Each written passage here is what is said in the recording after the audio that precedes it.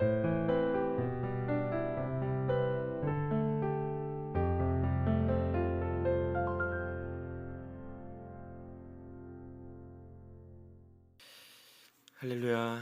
네, 오늘도 우리를 예배의 자리로 인도해 주신 하나님을 찬양합니다. 오늘 함께 예배하시는 우리 모든 성도님들께 하나님께서 말씀해 주시고 또 그 마음을 깊이 알아가는 은혜를 더하여 주시기를 바랍니다. 함께 기도하심으로 9월 14일 수요일 매일 주심 기도회를 시작하겠습니다. 하나님 감사합니다. 새 하루를 시작하며 하나님을 기억하고 예배의 자리를 찾아 나아올 수 있는 믿음과 건강을 주심에 감사를 드립니다. 이 시간이 예배를 통해서 하나님의 마음을 배우게 하시고 진노 중에도 긍휼을 잃지 않으시는 하나님의 깊은 사랑을 경험할 수 있도록 축복하여 주시옵소서. 그렇게 행하실 주님을 기대하고 의지하오며 예수님의 이름으로 기도하옵나이다. 아멘. 네, 오늘 우리에게 주시는 하나님의 말씀은 에스겔 11장 1절부터 13절까지의 말씀입니다. 에스겔 11장 1절부터 13절까지의 말씀을 봉독합니다. 그때에 주의 영이 나를 들어올려서 여호와의 전 동문 곧 동양한 문에 이르시기로 보니 그 문에 사람이 25명이 있는데 내가 그 중에서 아술의 아들 야하사냐와 브나야의 아들 블라디아를 보았으니 그들은 백성의 고관이라. 그가 내게 이르시되 인자야, 이 사람들은 불의를 품고 이 성 중에서 악한 꾀를 꾸미는 자니라. 그들의 말이 집 건축할 때가 가깝지 아니한즉 이 성읍은 가마가 되고 우리는 고기가 된다 하나니 그러므로 인자야, 너는 그들을 쳐서 예언하고 예언할지니라. 여호와의 영이 내게 임하여 이르시되 너는 말하기를 여호와의 말씀에 이스라엘 족속아, 너희가 이렇게 말하였도다. 너희 마음에서 일어나는 것을 내가 다 아노라. 너희가 이 성읍에서 많이 죽여 그 거리를 시체로 채웠도다. 그러므로 주 여호와께서 이같이 말씀하셨느니라. 이 성읍 중에서 너희가 죽인 시체는 그 고기요 이 성읍은 그 가마인데 너희는 그 가운데에서 끌려 나오리라. 나 주 여호와가 말하노라. 너희가 칼을 두려워하니 내가 칼로 너희에게 이르게 하고 너희를 그 성읍 가운데에서 끌어내어 타국인의 손에 넘겨 너희에게 벌을 내리리니 너희가 칼에 엎드려질 것이라. 내가 이스라엘 변경에서 너희를 심판하리니 너희는 내가 여호와인 줄을 알리라. 이 성읍은 너희 가마가 되지 아니하고 너희는 그 가운데에 고기가 되지 아니할지라. 내가 너희를 이스라엘 변경에서 심판하리니 너희는 내가 여호와인 줄을 알리라. 너희가 내 율례를 행하지 아니하며 규례를 지키지 아니하고 너희 사방에 있는 이방인의 규례대로 행하였느니라 하셨다 하라. 이에 내가 예언할 때에 브나야의 아들 블라디아가 죽기로 내가 엎드려 큰 소리로 부르짖어 이르되 오호라 주 여호와여, 이스라엘의 남은 자를 다 멸절하고자 하시나이까 하니라. 아멘. 네, 여러분, 오늘은 어제에 이어서 에스겔 11장 말씀의 묵상을 시작합니다. 오늘 본문 속에서도요, 에스겔 선지자는 심판을 행하시는 하나님의 모습을 환상을 통해 목격하고 있습니다. 그런데 오늘은 에스겔이 서 있는 그 위치가 여호와의 영광이 성전을 떠나는 과정에서 머물고 계시던 그 자리, 바로 성전의 동문입니다. 여기에서 에스겔이 보는 장면은 이렇습니다. 1절 말씀을 다시 한번 보시겠습니다.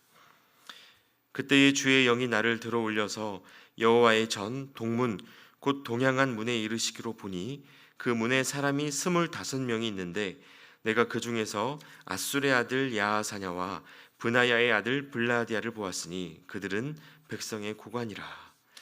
자, 여러분, 예루살렘 성전의 동문은요, 오늘날 우리가 정문이라고 부르는 메인 출입구로서 당시에는 그 이스라엘의 지도자들이 드나드는 문이었습니다. 그래서 말씀 속에서 그곳에 모여있던 사람으로 언급된 그 25명의 사람들은 유력한 사람들, 즉 당시 이스라엘의 지도자들이라고 말할 수 있습니다. 그런데 특별히 그 중에서도 본문은요, 두 사람의 이름을 좀 상세하게 언급하고 있습니다. 여러분, 이 이름들을 들어보신 적이 있는지 모르겠습니다. 먼저 아술의 아들 야하사냐라는 이름입니다. 참 신기하게도요, 여러분, 이 이름은 앞선 8장에서 성전 골방에 모여서 우상 숭배를 행하던 70명 장로들 중에 주동자가 가진 이름이었습니다. 그러나 8장의 야하사냐는 사반의 아들이고 이 11장의 야하사냐는 앗술의 아들이기 때문에 같은 인물은 아니고 동명이인입니다. 우상 숭배에 동참하는 자들이 공교롭게도 같은 이름을 갖고 있는데, 여러분 본래 이 야하사냐라는 이름의 뜻이 여호와께서 들으신다라는 의미를 갖고 있습니다. 참 좋은 이름이죠. 또 예레미야 28장에 보시면요, 이 야하사냐 외에도 또 다른 앗술의 아들 한 사람이 더 소개가 되는데요, 바로 예레미야의 예언에 대적하면서 하나님께서 이스라엘이 잃어버렸던 모든 것을 2년 만에 되찾게 하시리라고 이 거짓 메시지를 전했던 하나냐라는 사람입니다. 야하사냐와 같은 앗술의 아들로서 이 하나냐의 이름은 여호와는 은혜로우시다라는 그런 좋은 뜻을 또 갖고 있습니다. 참 아이러니하죠. 그리고 이 오늘 본문 속에서 야하사냐와 함께 소개되고 있는 브나야의 아들 블라랴 역시 그 이름에 여호와께서 탈출시켜 주셨다, 여호와께서 구원해 주셨다라는 뜻을 갖고 있습니다. 여러분, 이스라엘의 지도자이고 또 백성의 고관들답게 참 아름다운 신앙이 담겨져 있는 그런 좋은 이름들입니다. 그런데 문제가 무엇입니까? 역설적이게도 지금 이들의 이름이 하나님을 대적하는 사람들의 무리 가운데 언급되고 있다는 것입니다. 부모 세대가 신앙의 유산을 담아 이름을 지어주었지만 그 이름에 걸맞지 않게 살아가는 세대의 모습을 반영하고 있는 것입니다. 앞선 세대가 하나님을 기억하고 하나님의 뜻을 따르는 인생을 살았지만 지금 이스라엘의 지도자의 역할을 감당하고 있는 이 세대의 사람들은 그 이름에 걸맞지 않은 불신앙의 삶을 살아가고 있었다라는 것을 말씀이 보여주고 있는 것이죠. 그래서 이들에 대한 하나님의 한 줄 평이 2절 말씀 가운데 이렇게 기록되어 있습니다. 그가 내게 이르시되 인자야, 이 사람들은 불의를 품고 이 성중에서 악한 꾀를 꾸미는 자니라. 하나님은 이렇게 한 줄 평을 남기고 계시는 거죠. 여러분, 이들의 모습은요, 화려한 겉모습을 갖추고도 하나님의 임재를 잃어버렸던 예루살렘 성전의 모습을 닮아 있었습니다. 또 하나님의 교회로서 경건의 이름과 모양은 갖추었지만 그 마음 안에 불의를 품고 행하는 이 시대 그런 그리스도인들의 모습을 꼬집는 말씀이기도 합니다. 여러분, 오늘 이스라엘의 지도자로 소개된 이 사람들은요, 성전에 모여 있었지만 하나님의 뜻과 상관없는 말들을 품고 또 전했습니다. 그들은 그저 복 주시고 평안 주시고 은혜 베푸시는 것만을 하나님의 일로 여겼던 것인데요, 3절 말씀으로 그들이 했던 말들을 한번 살펴보시겠습니다. 3절 말씀에 이렇게 기록되어 있습니다. 그들의 말이 집 건축할 때가 가깝지 아니한즉 이 성읍은 가마가 되고 우리는 고기가 된다 하나니. 성읍은, 예루살렘 성전은 가마가 되고 그들은 고기가 된다 하나니, 이렇게 이야기를 합니다. 여러분, 집 건축할 때가 가깝지 않았다라는 말은요, 아직 무너질 일이 없다, 우리는 견고하고 강성하다라는 근거 없는 외침입니다. 또 예루살렘 성읍을 가마에 비유하고 자신들을 그 안에 고기로 비유하고 있는데요, 여러분, 당시에는 음식의 이 냉장 시스템 같은 것들이 잘 갖추어져 있지 않은 시대였기 때문에 고기는 가마 속에 보관되어 있는 것이 가장 안전했습니다. 최선의 그 보존 방법이었어요. 그래서 가마 속의 고기란 안전하게 보호받고 있는 상태를 가리키는 말입니다. 다시 말해, 우리는 가마 속에 있는 고기다라는 그 사람들의 주장은요, 우리가 예루살렘 안에서 여전히 견고하고 안전할 것이다, 이렇게 말하는 그들만의 믿음을 의미하는 것이죠. 교회 안에 있다고 해서, 성전 안에 있다고 해서 맹목적으로 영적인 안전함을 주장할 수는 없는 것이죠. 그러나 이 시대 이 사람들의 마음은 그저 그들이 성전 안에 있다는 것만으로도 신앙적으로 충분하다라는 착각을 갖고 있었다는 것입니다. 그러나 하나님의 계획은 어떻습니까? 여러분, 이 사람들의 생각과 정반대의 마음을 하나님이 갖고 계셨습니다. 그래서 5절부터 7절까지의 말씀을 보시면요, 여호와의 영이 내게 임하여 이르시되 너는 말하기를 여호와의 말씀에 이스라엘 족속아, 너희가 이렇게 말하였도다. 너희 마음에서 일어나는 것을 내가 다 아노라. 너희가 이 성읍에서 많이 죽여 그 거리를 시체로 채웠도다. 그러므로 주 여호와께서 이같이 말씀하셨느니라. 이 성읍 중에서 너희가 죽인 시체는 그 고기요, 이 성읍은 그 가마인데 너희는 그 가운데에서 끌려 나오리라. 자, 다시 말해, 너희가 그 성읍 안에서 죽인, 너희가 대적하고 업신여겨 죽인 그 억울한 사람들이야말로 그 가운데 보호받았어야 할 고기다. 예루살렘은 너희를 보호할 수 없고 너희는 그 성읍으로부터 끌려 나오게 될 것이다. 여러분, 이 말씀이 하나님 편에서의 진단이었던 것입니다. 결국 어떻게 됩니까? 어제 말씀을 통해서 제가 잠깐 들려드렸던 것처럼요, 실제 하나님의 심판이 일어났습니다. 그래서 9절과 10절 말씀에 너희를 그 성읍 가운데에서 끌어내어 타국인의 손에 넘겨 너희에게 벌을 내리리니 너희가 칼에 엎드려질 것이라. 내가 이스라엘 변경에서 너희를 심판하리니 너희는 내가 여호와인 줄을 알리라. 여러분, 이렇게 기록되어 있는 이 말씀 그대로요, 시드기야 왕이 예루살렘 변경에 진치고 있던 느부갓네살 왕 앞으로 끌려왔고요, 그가 보는 앞에서 아들들을 죽이고 이 시드기야 왕의 두 눈을 빼서 결박하여 끌고 가는 이 끔찍한 역사를 유다의 고관들이 경험하게 되었습니다. 그뿐만이 아닙니다. 이렇게 이스라엘 고관들의 거짓 메시지와 에스겔이 전하는 이 하나님의 메시지가 충돌하는 그 순간에 예언하는 에스겔 앞에서 브나야의 아들 블라디아가 갑자기 죽음을 맞이하게 됩니다. 심판이 그저 말씀이 아니라 실제의 역사로 일어나는 것을 에스겔이 목도하게 된 것입니다. 여러분, 이 장면은요, 우리에게 심판의 긴급성을 보여줍니다. 여러분, 심판은 언제나 갑작스러운 법입니다. 많은 사람들이요, 자신의 인생의 끝날을, 자신이 죽을 날을, 그리고 주님이 오셔서 우리에게 심판이 일어날 그 날을 가늠할 수 있을 것이라는 헛된 믿음을 지키며 살아갑니다. 그래서 주님 오실 날이 가까이 오면 그 심판을 비껴갈 만한 준비를 그때부터 해도 늦지 않으리라, 이렇게 착각하는 거죠. 그러나 여러분, 우리 인생의 끝이 어디에서 어떤 모습으로 찾아올지는 아무도 알 수 없습니다. 우리가 늘 깨어 있어야 하는 이유가 바로 이것입니다. 신랑이 오는 때를 알지 못하고 등불을 준비하지 못했던 여인들을 교훈 삼아서 급하게 올 그날, 다시 오실 주님의 날을 우리가 준비하고 살아가야 한다는 뜻입니다. 그래서 여러분, 심판을 대비하고 준비할 만한 그런 시간적 여유란 것은 누구에게도 충분하지 않고요, 바로 지금 행해야 하는 것이죠.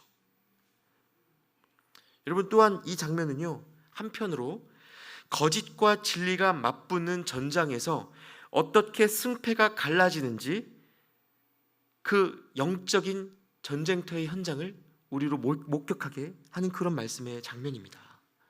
여러분, 거짓과 진리가 맞붙을 때 진리가 임하기 전까지는요, 거짓이 꽤나 그럴듯합니다. 들을만 합니다. 보암직도 하고 먹음직도 합니다. 그러나 진리가 들려지기 시작하면 그 순간 마치 어두움이 빛을 만나는 순간 그 존재가 순식간에 사라져 버리는 것처럼 그 자리를 유지할 수 없게 되는 것이죠.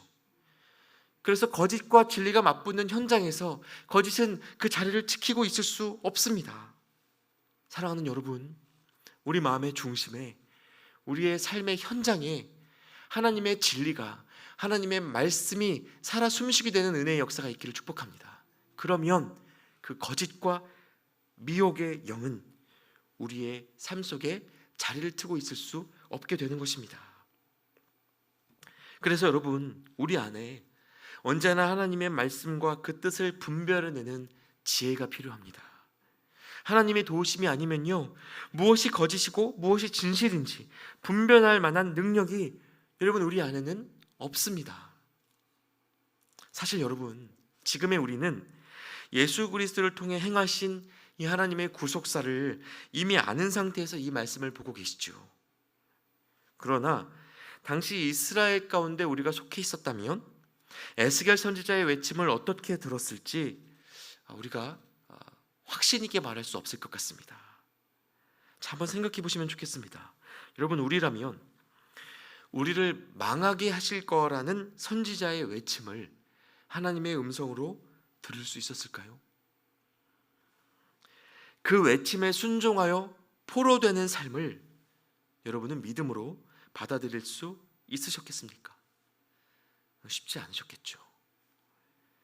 그런데 여러분, 이것이 성경 역사 곳곳에서 반복적으로 드러나는 믿음의 도전이고 질문입니다. 예를 들어 여러분, 우리가 예수님과 함께 있으면 아무런 풍랑이 일어나지 않습니까? 일어나지 않습니까? 그러지 않을 것 같고 또 그러지 않기를 바라지만 현실은 그렇지 않죠. 제자들은 예수님이 함께 가자고 하시는 길로 배를 탔다가 새벽에 엄청난 광풍을 만나기도 했습니다. 그래서 우리는 풍랑 가득한 삶을 하나님 안에서의 삶으로 받아들여야 하는 것이에요. 또 여러분, 예수님을 만나면 우리가 안전합니까? 네, 영적으로는 그렇습니다. 영원의 관점으로는 100번 맞는 이야기입니다. 그러나 여러분, 예수님을 믿었다가 이 땅에서의 인생이 비참하게 마무리된 일이 제자들을 비롯하여 초대교회 순교 역사에 얼마나 가득한지 여러분 아시지 않습니까? 그러니까 여러분, 하나님의 일을 감당할 때요, 안전한 길, 문제 없는 길을 하나님의 길이라고 착각하시면 안 됩니다. 잘 먹고 잘 살다 죽는 것이 은혜의 전부라고 오해하시면 곤란하다는 거예요. 우리가 분별해야 할 것은 무엇이 좋은 길이고 더 나은 길인가가 아니라 무엇이 하나님이 말씀하시는 길인가 하는 것입니다. 우리가 분별해야 하는 것은 그거예요.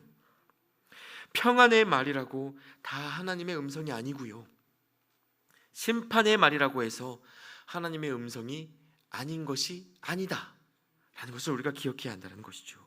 듣고 싶은 말 해주는 값싼 위로에 우리가 길들여지게 되면 잠깐은 귀가 즐거울지 몰라도 어느 순간 우리가 하나님의 음성을 분별하는 지혜는 잃어버리게 됩니다. 여러분, 하나님의 사람들은 사람의 만족을 추구하지 않고 하나님의 기쁨을 추구합니다. 믿음의 사람들과 교회는 넓은 길의 형통을 복으로 여기기보다 좁은 길의 모험을 믿음으로 감당합니다.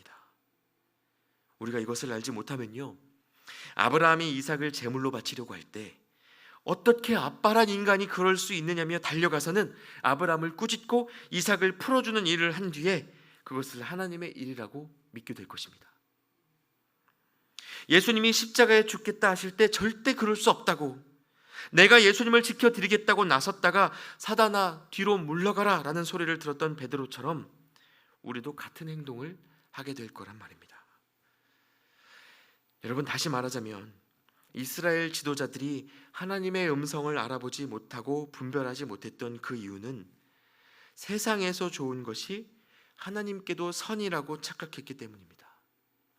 무조건적인 평안이 축복이라 생각하고 자신들에게 좋은 것을 주는 존재를 신으로 인정했을 뿐만 아니라 당장의 풍요를 약속해주는 이들에게 제사를 지내는 그 우상 숭배를 이어갔기 때문이었어요. 그러나 여러분, 하나님을 따라 기도하며 걷고 계시다면 설령 더 좋은 길로 여겨지는 것들을 포기해야 하고 좁은 길로 나서는 수고로움을 견뎌야 한다 할지라도 그것이 믿음의 길이고 주님과 함께 걷는 길이라는 사실을 기억하실 수 있길 바랍니다.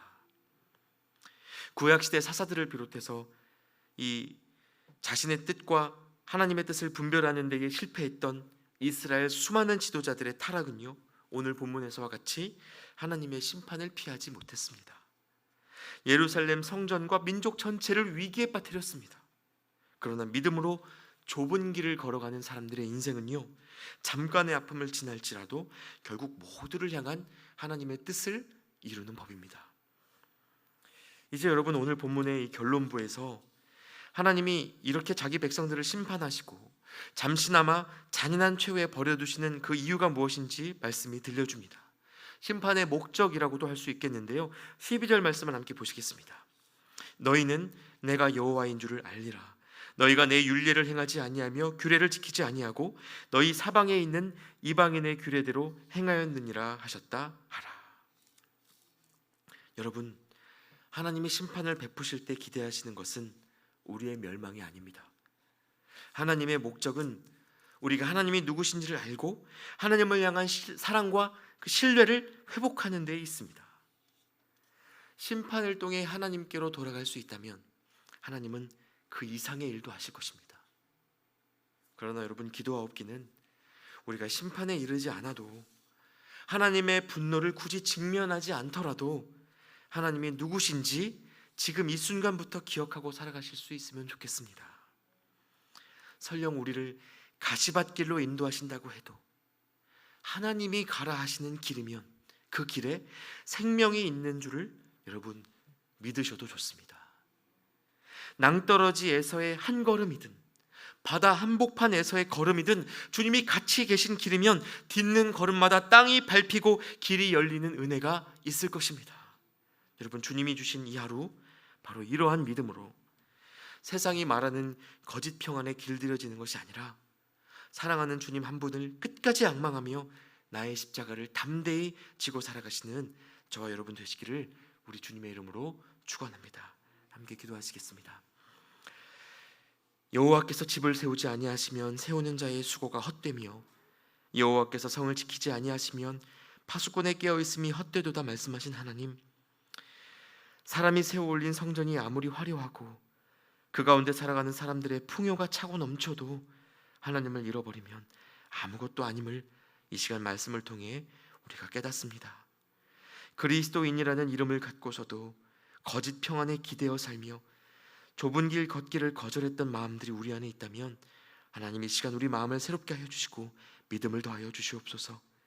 언제일지 모르나 분명히 오실 주님의 날을 우리가 지금부터 준비하며 누가 알아주지 않을지라도 주님 기뻐하시는 걸음을 걸어나가는 우리 모두가 되게 하여 주시옵소서. 우리의 길과 진리와 생명이 되시는 예수님의 이름으로 기도하옵나이다. 아멘. 이제 계속해서 각자의 기도 제목으로 기도하시겠습니다.